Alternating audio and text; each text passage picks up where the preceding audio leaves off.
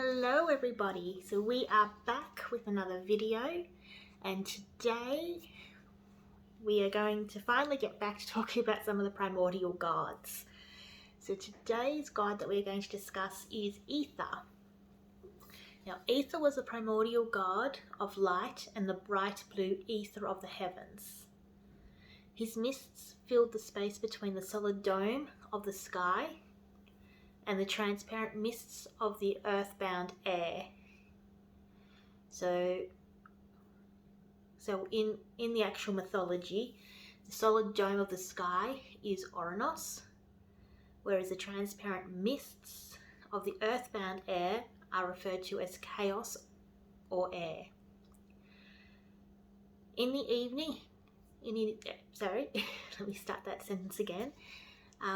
He is the son of Nyx, the goddess of the night, and in the evenings when she drew her dark veil across the sky, obscuring the ether and bringing night, and in the morning his sister and wife Hemera dispersed the night's mists to reveal the shining blue ether of day. In the ancient cosmologies, night and day were regarded as elements separate from the sun. So yes, another incestuous relationship between the gods of brother and sister. As we go through all the gods, there's going to be a lot of brothers and sisters relationships. So just go with it. They are the gods. Aither was one of the three airs. The middle air was air or chaos, as I was said earlier on, and was a colourless mist which enveloped the whole mortal world. The lower air was Erebos, the mist of darkness, and the husband of Nyx, which enveloped the dark places beneath the earth and the realms of the dead. The third was the upper air of Aither, the mist of the light and blue of the heavenly ether. The ether enveloped the mountain peaks, the clouds, the stars, the sun, and the moon. There is a female counterpart to Aither, and that is Ithara, who was a titaness of the clear blue sky and the mother of the sun and moon. We'll most likely cover her off when we come to the Titans. So Aither was a personified idea of the mythical cosmologies. And this is according to, I hope I'm going to pronounce this right, Hyginus.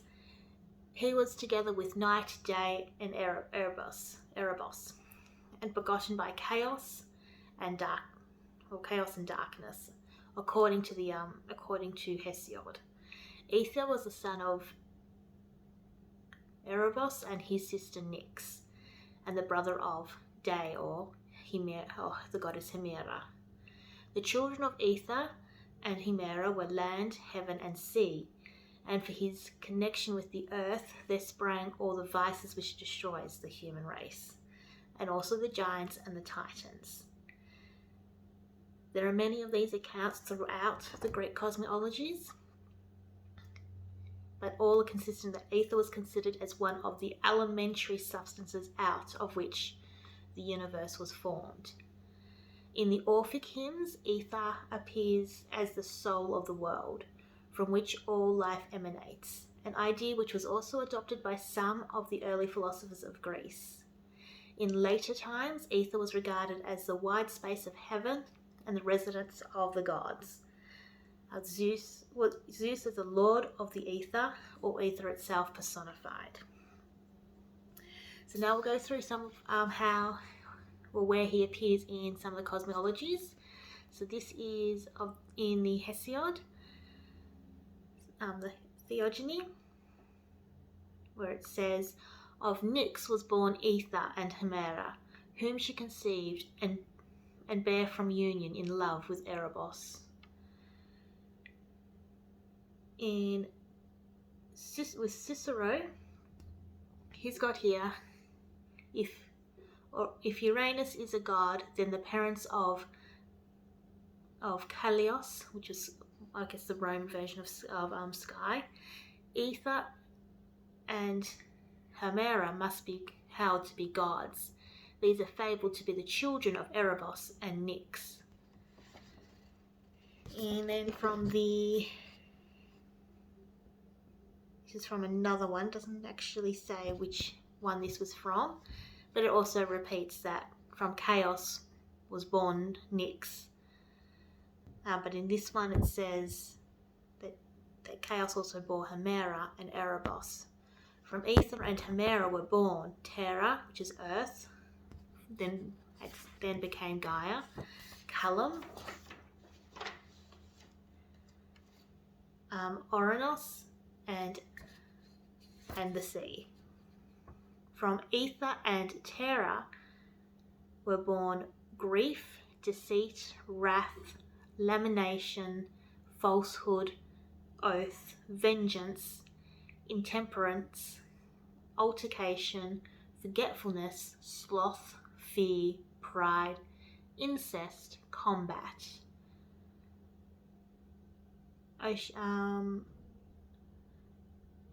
Now there's a question mark as to who bore, in this particular theogony, who bore the next with Aither. It does say it was either Terra or Hemera, but there's a question mark there.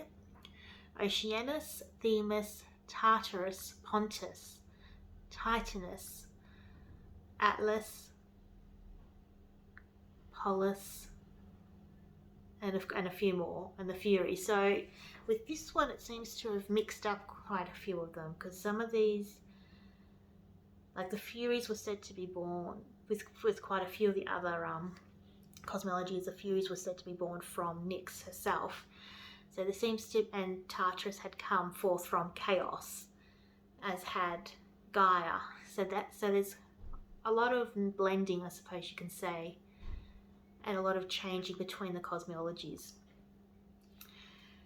So then in this one, this is the Alaman, or the Alakman cosmology, and it says the father of Uranus was said already is called Akmon, probably Aither, because heavenly motion is untiring. As the sons of Uranus, the ancients make these 2 points clear. They say the heavens belong to Akmon. Then in the Orphic cosmology, we've got here Aither, the son of Erebos, in which the clouds float. So, and then, and also there's a little bit more here. The god Kronos, who we will cover off when we get to the Titans as well, that we found in it, the father of Aither and Chaos. Indeed, in this theogony too, this Kronos, the serpent, has offspring, 3 in number, moist Aither, unbound Chaos, and as a third, Erebos. Among these, he says, Kronos generated an egg, this tradition too making it generated by Kronos, and born among these because it is from these that the third intelligible triad is produced. What is the triad then? I guess we'll find out at some point what the triad is. So with going through the mythologies that I could find about Aither and anything I could find on him, it does seem that the ancients definitely didn't personify him as like a person per se, like they did with like the later gods, such as the Olympians and the Titans. It seems Aither especially, as with many of the primordials, he was definitely seen more as that elemental mist that is Aither, or air for us now. So I definitely couldn't find any such histories in relation to worship, the religion of Aither. I don't think there was any cults as such, like as you had with some of the other gods and goddesses in relation to Aither.